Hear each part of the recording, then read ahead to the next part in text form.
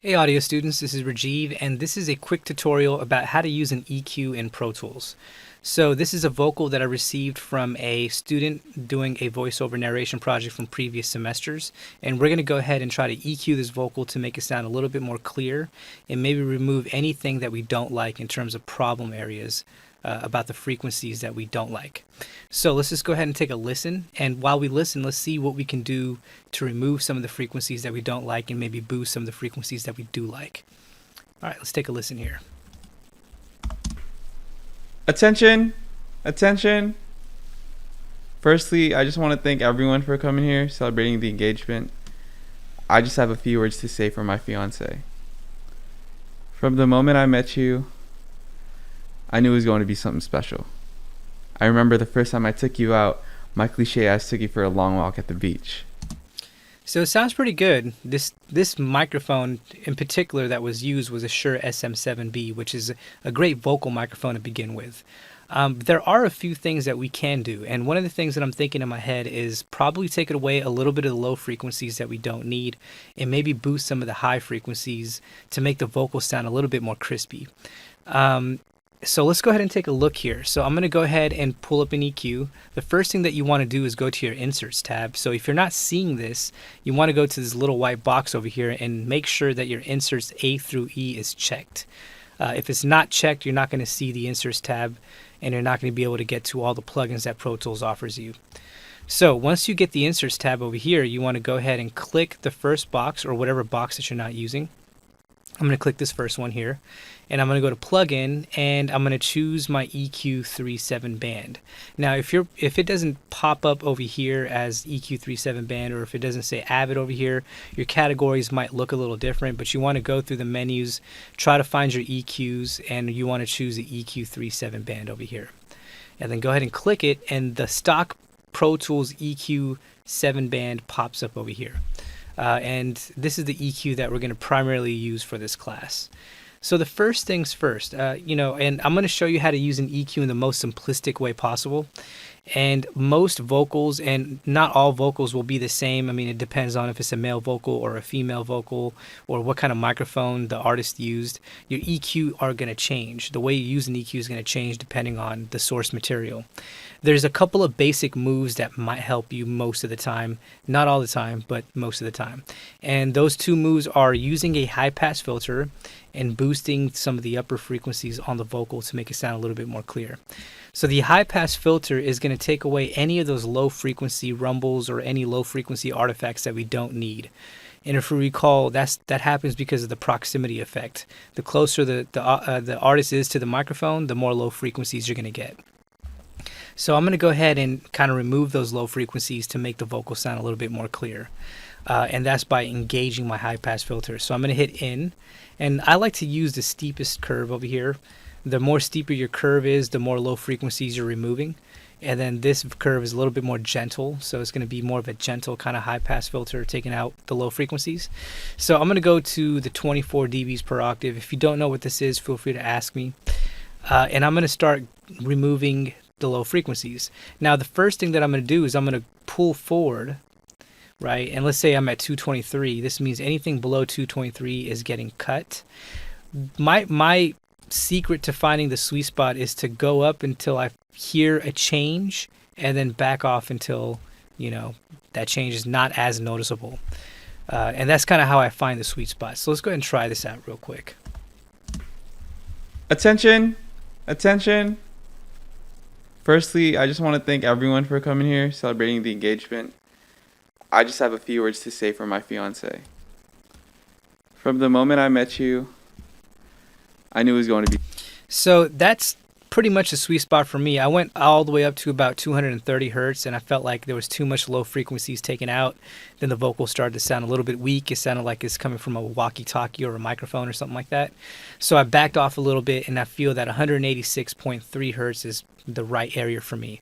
And so if I don't know if I made the right decision or not, there's this bypass button that's really important and really useful. So if you bypass, if you hit this button, that means there's no EQ changes, and you can hear how it sounds before you use the EQ. And then once you hit it again, then the EQ changes kind of prompt back in. So let's go ahead and hit this bypass button so we can hear before and after the EQ effect. Attention, attention. Firstly, I just want to thank everyone for coming here, celebrating the engagement.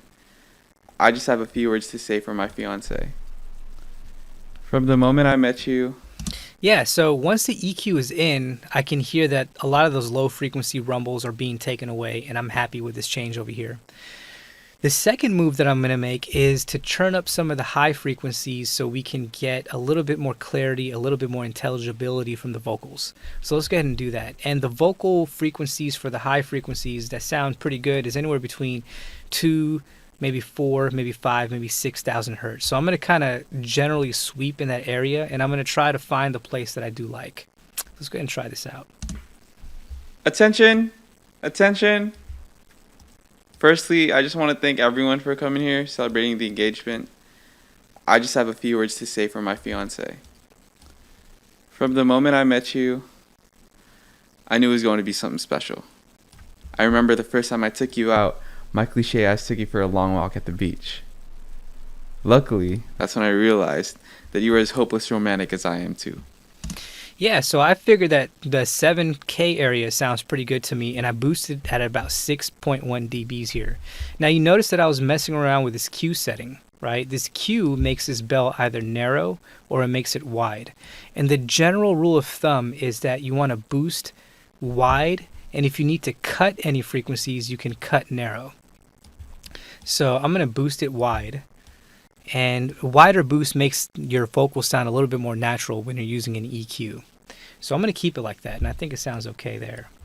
Now, if there's frequencies that you don't not like, perhaps sometimes like the mid-range is a big one for vocals, the lower mids, you can sweep for those frequencies and find what you don't like and cut it, right? But when you cut, you want to make sure it's more of a narrow kind of cut. So let's see if we can find maybe some of the low frequencies or low mids or what we call mud that we don't like. Attention, attention. Firstly, I just want to thank everyone for coming here, celebrating the engagement. I just have a few words to say for my fiance. From the moment I met you, I knew it was going to be. So this 400 hertz kind of sounds what we call a little honky to us. So I'm going to see if taking this 400 hertz down makes the vocal sound a little bit more clear. So let's go ahead and make it narrow, and then I'm going to take it down just until I feel like it's necessary, and then I'll stop there. So let's see if this helps. Attention, attention. Firstly, I just want to thank everyone for coming here, celebrating the engagement. I just have a few words to say for my fiance. From the moment I met you, I knew it was going to be something special. Okay, I think this sounds pretty good so far. So we're going to do one last check and bypass everything and then put everything back in to see if we actually made a good difference. All right, so let's see how it sounds before, and then while it's playing, I'm going to hit the bypass button, and you're going to hear it how it sounds after the EQ. Attention, attention. Firstly, I just want to thank everyone for coming here, celebrating the engagement. I just have a few words to say for my fiance. From the moment I met you, I knew it was going to be something special. I remember the first time I took you out, my cliche ass took you for a long walk at the beach.